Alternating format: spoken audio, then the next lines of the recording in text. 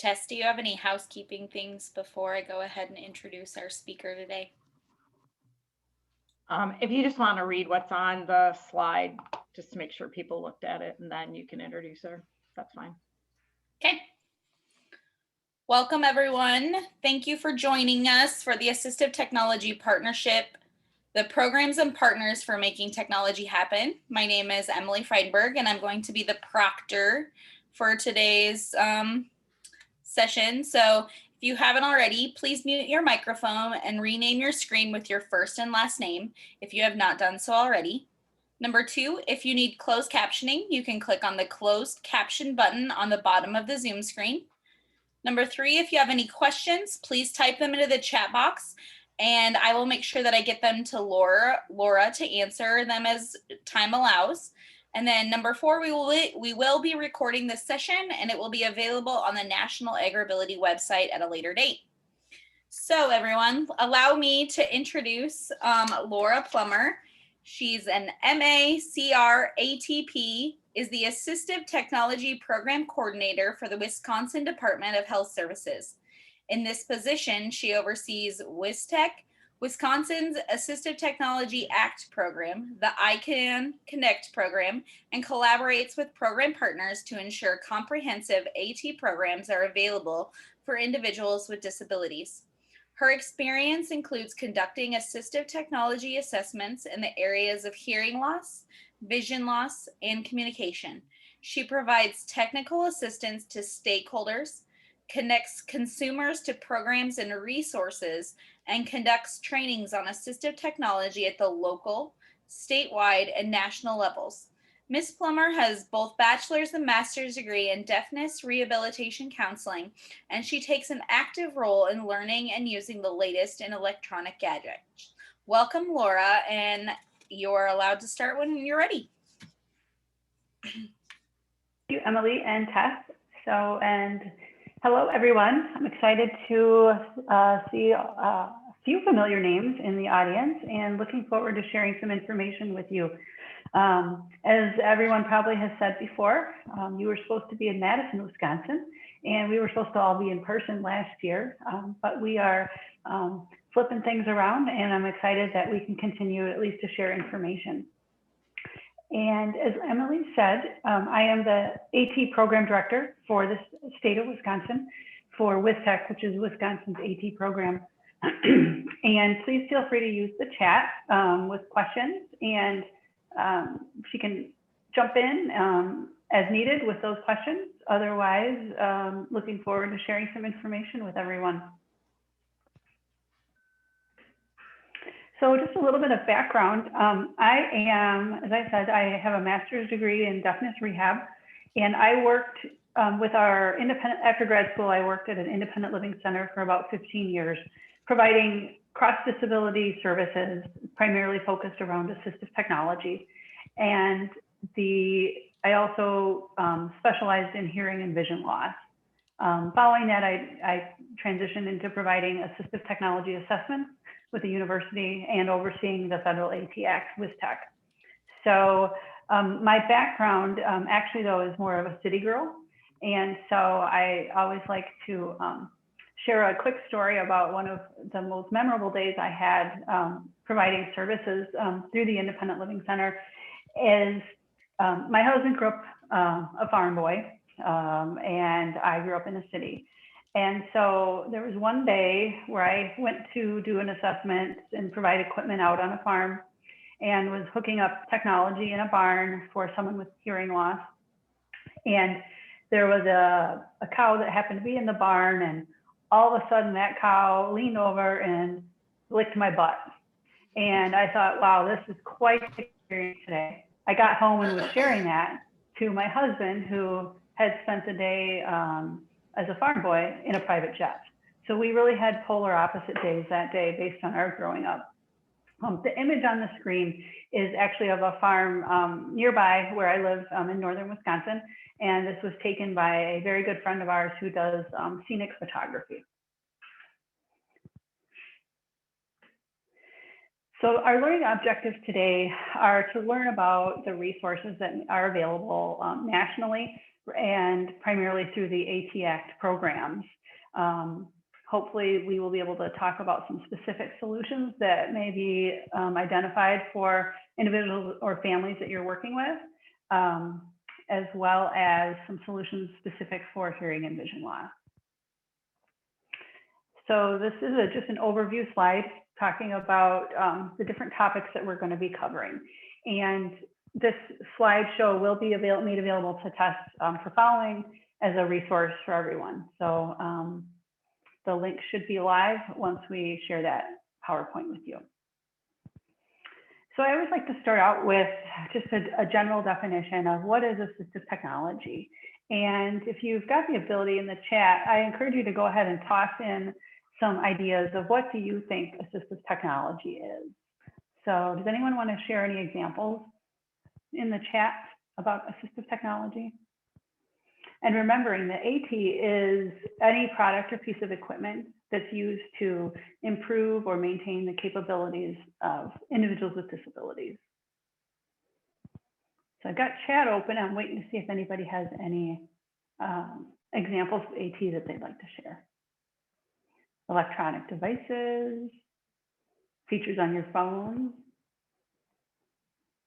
handcuffs, ergonomic handles. Not sure about the handcuffs. Audible devices. So I'm actually thinking of something, I'm looking for a magic answer, something that's very, very common in most homes that you may not think of as assistive technology officially. I do see some great daily living aids like shoehorns, sock aids, reachers, things like that. Think about something, a ramp. I don't know if most people have a ramp at their house. Let's think about a stool, anything that helps. I love that. That's a new definition, I think. AT is anything that helps, handrails. All right. Does anyone have a television in their house? When is the last time you got up and walked across the room and changed the channel? I'm guessing most people would say never or rarely. The remote, Aisha Hickston got it. It is the remote control. So Alexa, I like it. So assistive technology, as Aisha said, I was looking for the answer of a remote control. So at one time we did have to get up and walk across the room to be able to change a channel on a television. Or when's the last time you actually lifted your garage door by hand versus using the little button? So those are really environmental control devices or environmental control units. So really the definition of AT is very, very broad. Along with the actual devices, we talk about services. So the federal definition includes things like evaluation, funding, design, customizing, modifying, maintaining, repairing, training, and technical assistance. So it's not just the piece of equipment, but it's also all the wraparound things that go with it. It's finding where to buy it, how to use it, how to fix it, how to update it. That's our biggest challenge these days with all of our smart technology. And remembering that AT is really available for, it's useful for people of all ages, all disabilities, all of those, even those of us without disabilities. It's things that we use at home, at school, in the community, or at work. A common one that I think we can all say that we appreciate these days are lever door handles. During the pandemic or in the flu season, we rarely want to actually grab a door handle. But when we have a lever door handle, we can use our elbow to get in and out of a door. So that is a piece of assistive technology that we all benefit from. AT covers pretty much any kind of category that you can think of. So it's the devices that we use in our everyday life. So kitchen aids, dressing aids, bathing aids, writing aids. It's devices that assist with hearing and vision loss. Devices that we use in our vehicles from either driving or getting in and out of a vehicle. It's our mobility devices. It's communication technology. It's software, it's hardware related to computer access. Our smartphones are smart, and those are AT. It's things used in school. So it's just a very, very broad range. And it's things that are what are considered light tech, meaning something like a bump dot that might go on the microwave so someone knows where the start key is, on up to software that you can use to dictate an email to your computer. So it's a very wide range of light to high tech. So I'm going to start with just a few examples of my experiences in working with farmers and assistive technology. So the pictures on the screen kind of represent, they're going to represent, I'll describe them. One of the cases that I did with our local AgrAbility program in Wisconsin, we were called out to assist a farmer who had a progressive vision loss, and he wanted to remain farming. And so from the farm angle, the AgrAbility expert was there, and then I was there from the vision loss access part. And so the solutions we identified for this particular gentleman were to identify his cows. We utilized ear tags that actually had a barcode on them. And so the farmer was able to use a barcode scanner to be able to read which animal it was, which calf. He actually raised young calves before they were sold. So that was one of the solutions that we identified. We ended up doing a lot of item identification and marking. So on the screen is a picture of basically colored electrical tape, hazard tape, caution tape, and we used that in various areas throughout his farm, and just even including marking the medication bottles, feed products, different things like that. And then obviously with his software, we had to utilize, in reading documents, we used a desktop magnifier. Another example, and this is reflective of my personal story of being licked by a cow. So this was a particular farmer that had a hearing loss, and he had a phone in the barn for safety and for communication, but he needed a signaling system set up so that he would be aware that the phone was ringing. So we worked with setting up flashing signalers to be aware, but he also needed an amplified phone. Unfortunately, at the time, the only amplified phones were white. And so the phone that's pictured on this particular slide is a very great phone. It has amplification, it has tone control, but unfortunately it is white. So believe it or not, that phone lasted in the barn, unboxed. It didn't have any kind of casing around it because he didn't want to add that feature. That phone lasted about 6 years. So I was quite impressed. It was no longer white by the time that he called to let me know it wasn't working. But that was one of the first barns that I actually had done some assistive technology work in. And then the third example I have is I worked with a farmer that had one hand, one arm actually. And so we ended up working with his Voc Rehab program and the AgrAbility program to have assistive technology. It's actually mainstream technology, but for him it was assistive.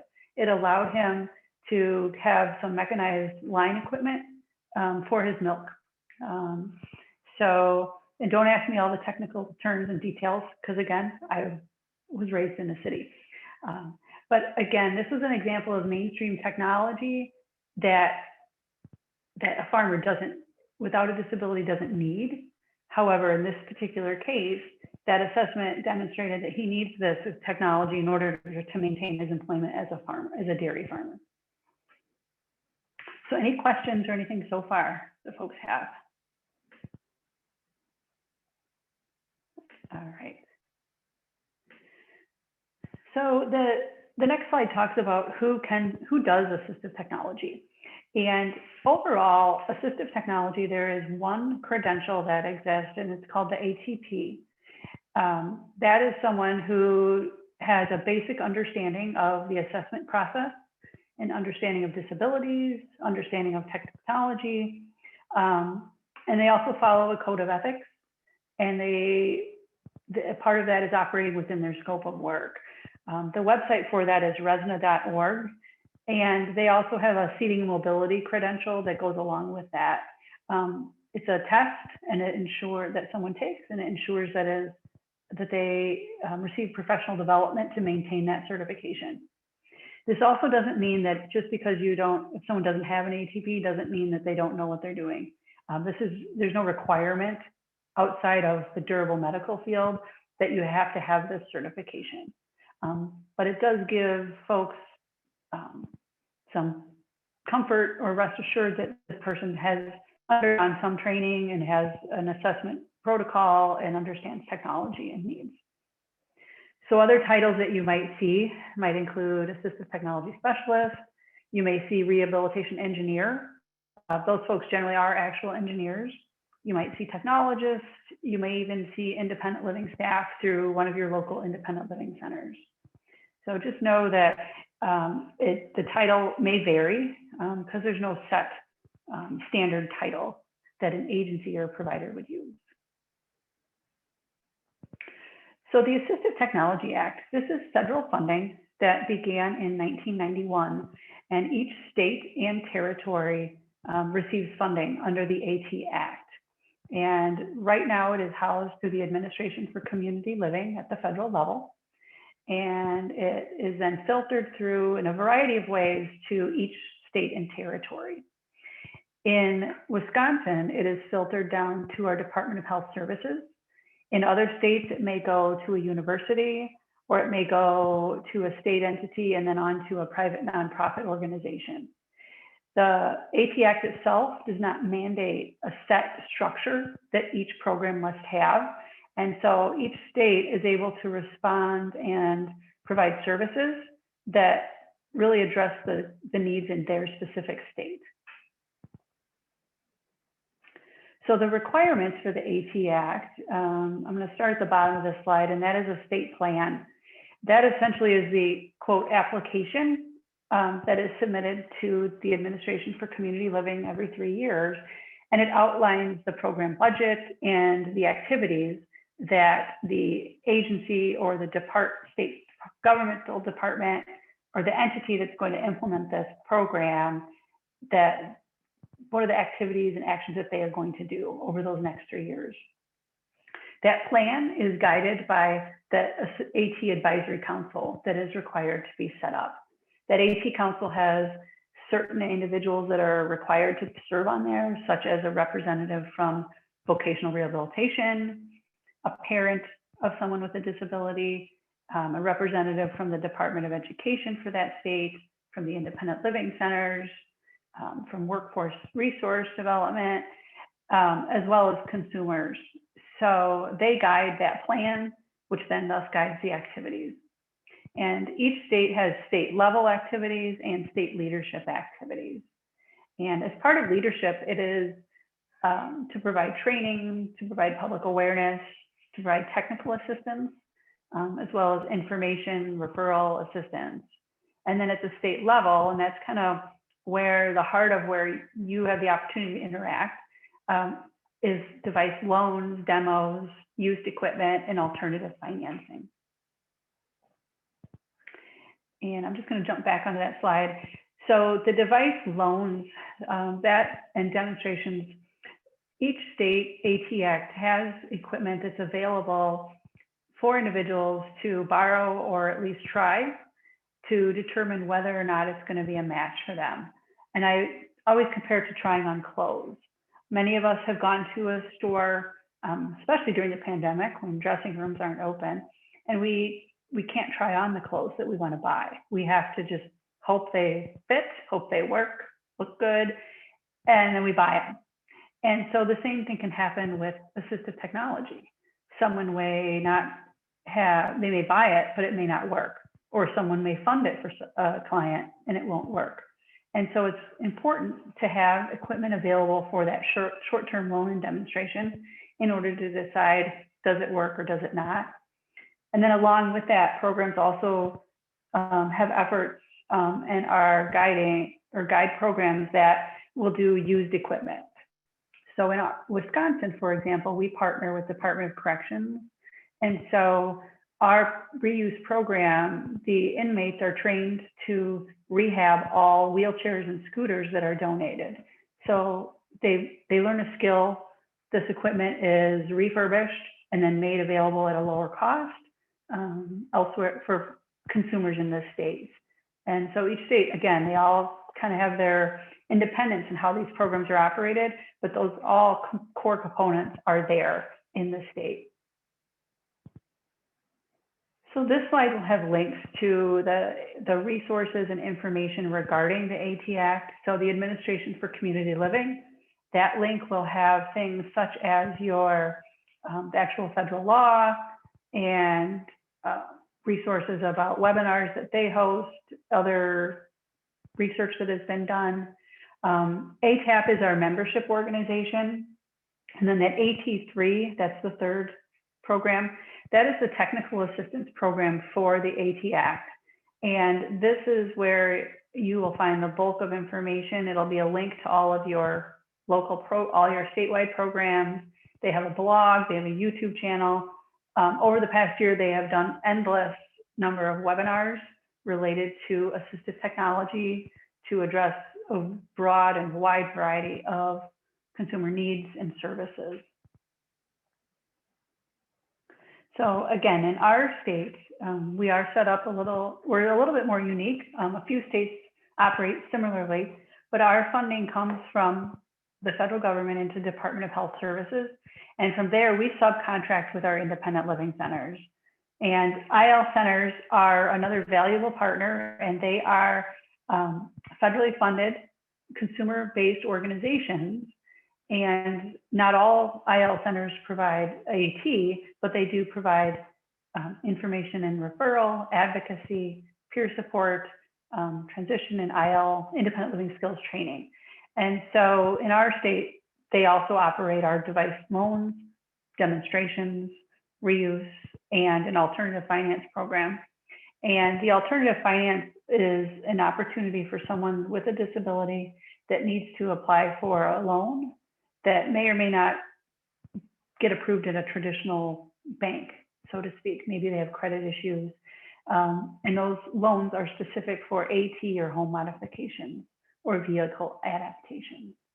But the alternative finance is a great way to partner with VR, for example, or a tribal VR agency. So maybe a VR agency can pay for,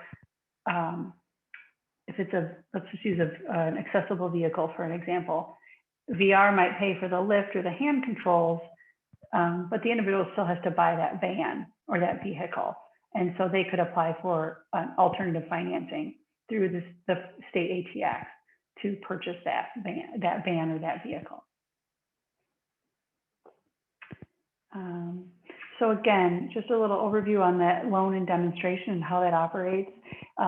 The purpose is really to help someone make a decision, but it also can serve as an accommodation while someone's waiting for funding. And the intent is to provide a very broad range of assistive technology. So the federal AT Act has all the different categories that we had talked about earlier: vision, hearing, daily living, mobility, computer access, learning. And so the intent is these programs maintain an inventory that is broad and reaches all ages and all disabilities. And we had talked about that device reuse. And this is, again, some states will have this for sale. Sometimes it is donations as far as they give equipment away. And it will vary by state as to what is available and how things are collected and distributed.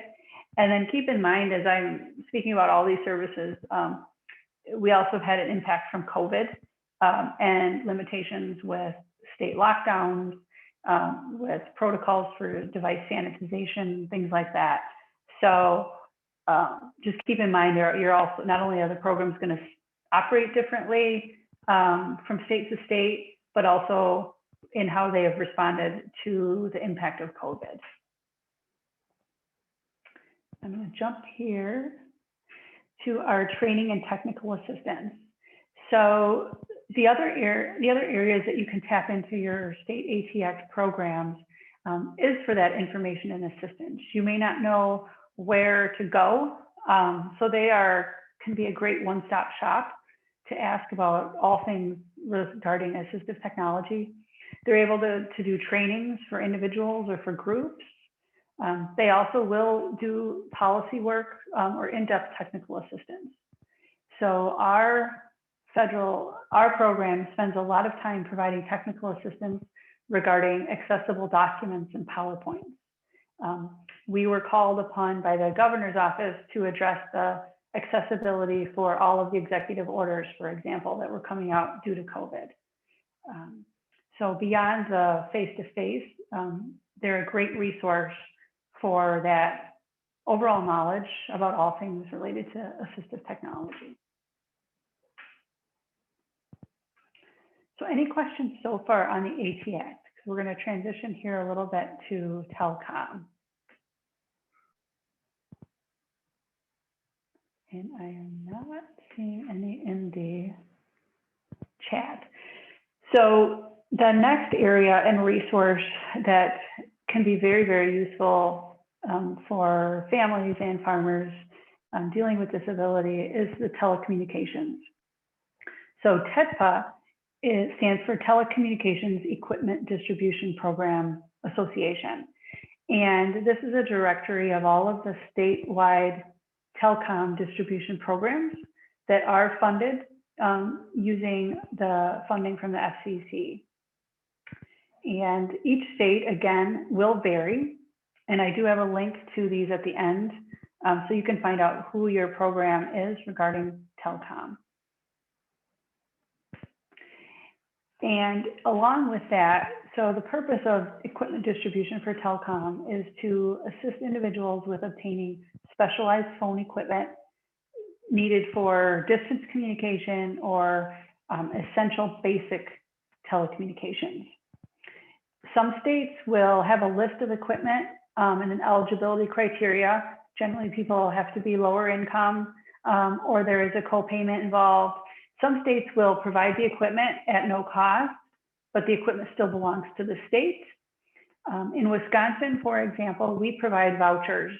So people receive funding towards the cost of specialized equipment. It might be amplified phones. It might be a voice-activated phone. It might be a smart device in order to do relay services or video communication. And then they own that equipment. So if they break it, it's theirs to fix.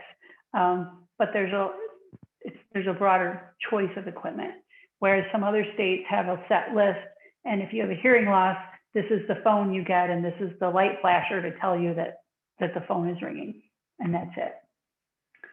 So the ICANN Connect program, the last bullet on this slide, is a national program from the FCC, and it is designed to provide distance communication access for individuals that have dual sensory loss.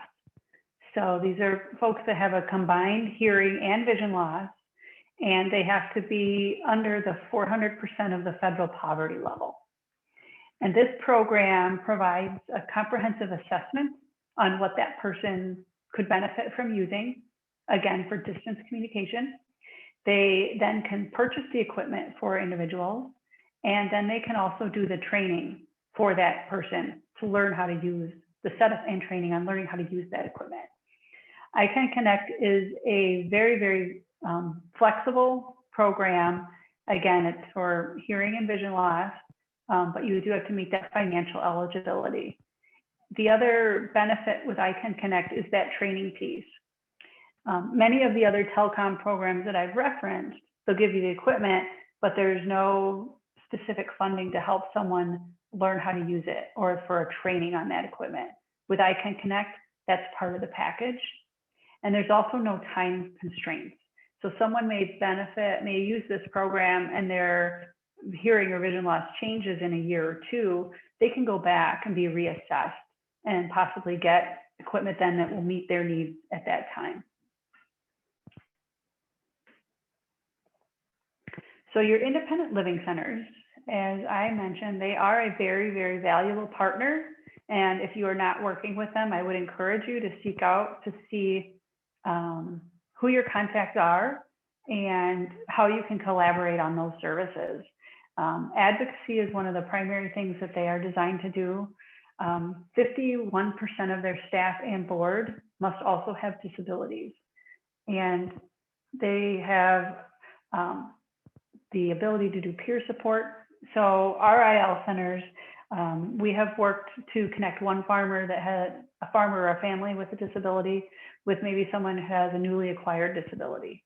And it can be very helpful for someone to be able to have a conversation, communicate with someone else who is essentially in the same boat, in the same shoes as they are. Similar experiences and, you know, problem solving, you know, what have you done? How have you dealt with things? It's a great way to provide that peer support, especially for families experiencing disability.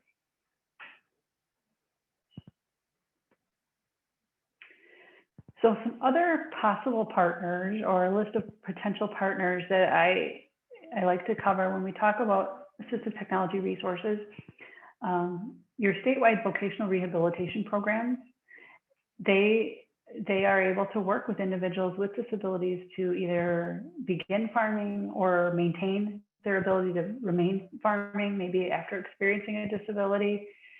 And in Wisconsin, they work very closely with our AgrAbility program, as well as our independent living centers and the WISTECH program to make sure that they have access to the technology and the resources that they need to maintain that employment goal of farming. And I understand there's been some changes at the federal level regarding farming being considered a small business and some of those regulations and rules, but I can't speak to a whole lot of that. But I know that there can be concerns on whether equipment is considered regular technology that any farmer would need to use versus assistive technology, which is why I shared that example of the assessment that was provided in order for the milking equipment so that it could be justified as specialized equipment for that farmer. Your tribal rehabilitation also has, and their social service programs can be a very valuable partner. Tribal VR agencies receive separate program funding that allows them to also work on employment goals or independent living goals with tribal members. Your states also have offices for deaf, hard of hearing and for blind and low vision. And again, depending on each state, that setup is a little bit, can vary, and how that overlays with the voc rehab department. Working with education departments, so at schools and universities, looking at your aging and disability resource centers. Most states, those are also a gateway to accessing services, along with your area agency on aging. So when working with farmers and their families, it's just important to think broad and wide as to what resources may be out there that can fit the need for that particular family or individual. So the next resource I'd like to share is ATIA, which is the Assistive Technology Industry Association. So this is a member organization for manufacturers and providers of assistive technology. And there is an annual conference that is held, as well as, and that was in the before times, and hopefully it will be in the after times. This conference actually was converted to virtual, similar to what we're all joining on today.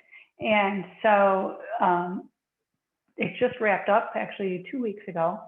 And then they also maintain a learning catalog of webinars that are for professional development.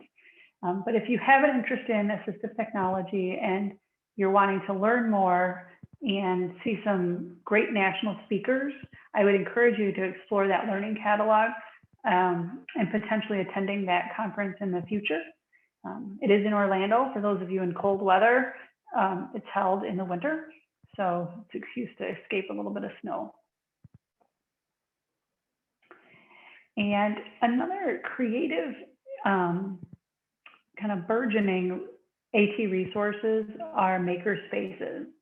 And you're not going to see a link to maker spaces on here because they are, it's kind of a loose network of either local or regional, either formal or informal, volunteer or member organizations. But it's a blending, maker spaces are a blending of the artisan movement and assistive technology, and I would almost want to say industrial arts. So it's places that folks come together and maybe use shared technology, shared, industrial technology for 3D printers, and they create kind of one-off solutions. So in Wisconsin, we have a very large one that's actually the University of Wisconsin-Madison, but then we also have several regional ones in various cities that are member-based. So someone might pay $10 or $5 a month to join and have use of that facility that has all the shared tools and equipment. And it may be also an area where if you are working with someone and you have an idea of what they need and what's going to help them on the farm, for example, but you don't know if it's ever been made, does it even exist? You need something you need someone creative to kind of come up with that solution. Your maker spaces are a wealth of knowledge for some of that creative problem solving, product development. And so a quick Google search generally with your location or your state can generate some links to those. But major universities, most of them do have an incubation center or a makerspace available. So any questions so far? So as I promised, on the last slides here are the resources. So this first one is a vendor site, but it does list, it's a very, very comprehensive list of assistive technology manufacturers and vendors. I've got that AT3 Center, which is the Technical Assistance Center for the AT Act. And then ATAP is a member organization, which also overlaps with that AT3 and the resources that they provide. The ATIA Conference Center or Conference Link organization. I've got a link for your independent living centers. So that's through the Independent Living Research Utilization. So ILRU, and that will have a list of where you can find your independent living centers. You can learn more about their philosophies, their history, as well as they do have webinars that you can sign up for to learn more about their movement and the efforts that surround that. TEDPA, again, is that telecom equipment distribution. And I think there may be one or two states that don't have a TEDPA program, but the majority of them do, overwhelmingly majority of them do. And then I have a link for the I Can Connect program.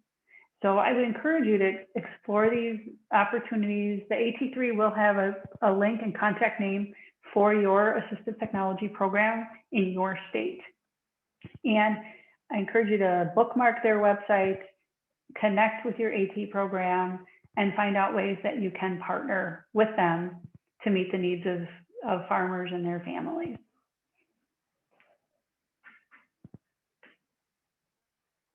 And then I am just closing with another image from my photographer friend.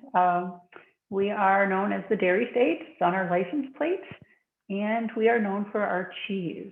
So I know that California and Vermont are always competing for cheese for us to be the cheese state. Right now, I'm not sure who is in the lead on that, but I am happy to answer any questions. My contact information is there. Otherwise, feel free to use the chat or unmute. Lots of information. So I will get that handout to Tess so that she can get that sent out.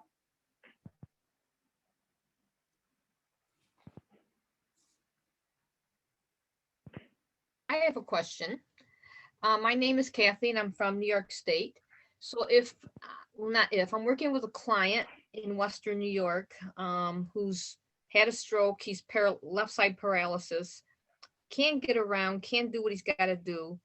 And I was under the impression that through the Access VR offices and their program, that if this gentleman needed, say, a side-by-side, that they would fund it. But from what I'm gathering, fund it financially. But from what I'm gathering from your talk, the clients will often pay the bulk of the cost of the adaptive equipment. No, so by side, can you tell me what you're meaning by that? It's like a gator, it's like a four-wheel. Oh, yeah, okay, got it. So if that person is, so the AT Act itself does not fund direct products or devices for consumers. We provide information about those. We can provide assessments on that. So in this particular case, you said he is working with the VR program in New York State, is that right? Correct, of his county, yes, because it goes through the Okay. education departments of each county. Okay, so I mean, that's where he would want to work with his VR counselor to see whether or not they would, and I'm kind of new to this change in VR and whether they will pay for things and if they're not specialized. Mhm. So in this particular situation, he would probably benefit from having kind of an outside entity or an ATAC program that does an assessment to maybe provide that documentation for VR as to why his need for that is unique and disability related. And what agency did you say, ATF? No, the AT Act for your state. And so I'm just going to put the AT3 center link directly in here so you guys don't have to wait for that. Okay, got it. Yeah. Let me just pull that up. And that way, people that want to look up immediately who their program is, they can do that. And every state has an AT Act. Correct. Every program. state and territory. Correct. Oh, all right. Yep. All right, thank you. You That bet. will help. Yep.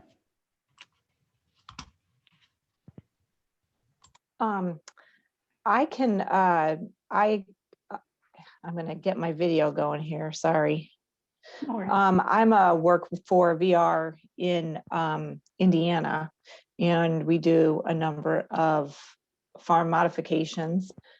And I know that different states have different takes on farm modifications, but if we have a person who didn't have a UTV, like utility vehicle, and now because of their disability, they require one, that's the justification that we use, like if they have one and it's broken down, then we would say, well, you have one, you need to just get yourself your new one. But if they hadn't been using one, or maybe they'd been using a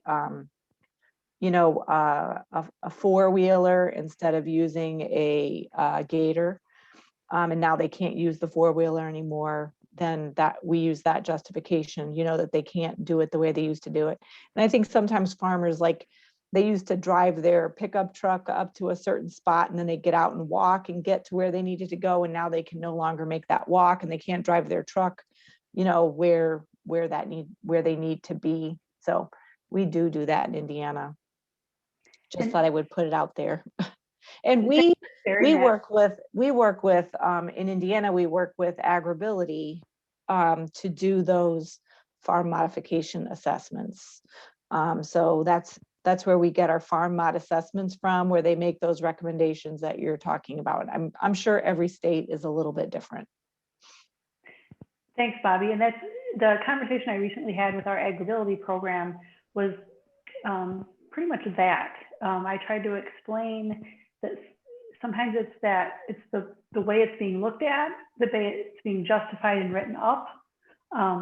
So your explanation was perfect as far as they already had it, so they're going to have to fix it or replace it. But if they didn't have it before, and it's something they need based on that disability, just because it's not a specialized piece of equipment, that they are needing it due to that disability.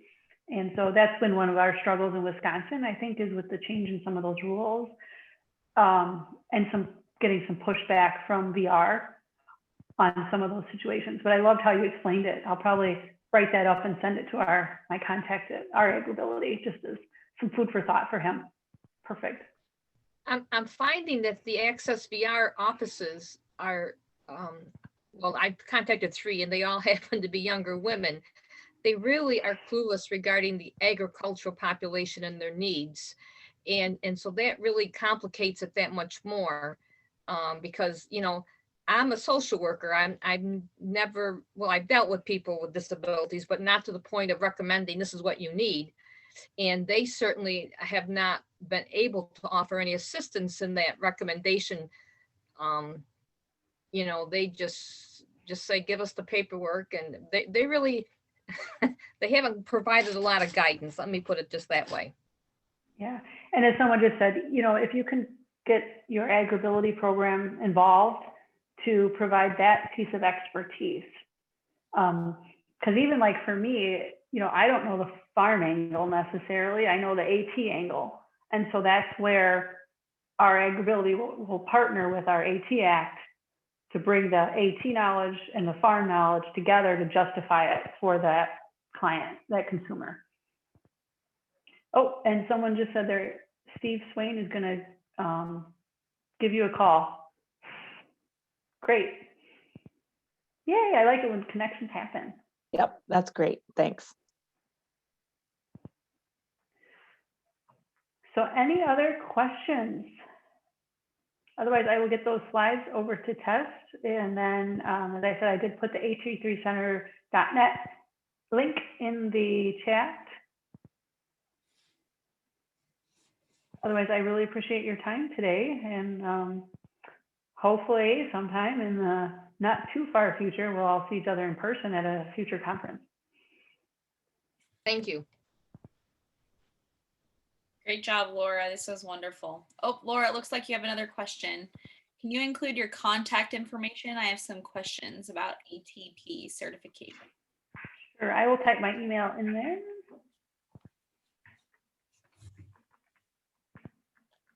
Someone wants to take a big test.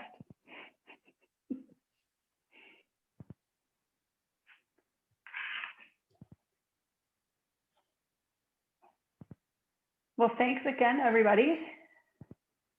And feel free to reach out if you have more questions. Just a reminder to everyone before you log off, please go to the chat link and click on the link to fill out the evaluation of this session. I know that Tess and the national team will greatly appreciate it. Again, we want to thank Laura for everything that she talked about today. You did a wonderful presentation, and I hope you all learned a lot. So thank you, guys.